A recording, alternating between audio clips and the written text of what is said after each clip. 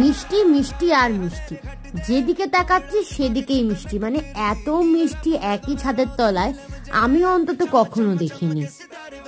এটা হচ্ছে সেই হলদিরামসের আউটলেট, যেটা হচ্ছে এত বড়, যেটা চিনার পার্কে আছে, যেখানে শুধু মিষ্টি ছাড়াও বিভিন্ন খাবারের ব্যবস্থাও আছে, তোমার ফ্রাইড রাইস, ছোলে ভাটুরে, আরো অনেক খাবার।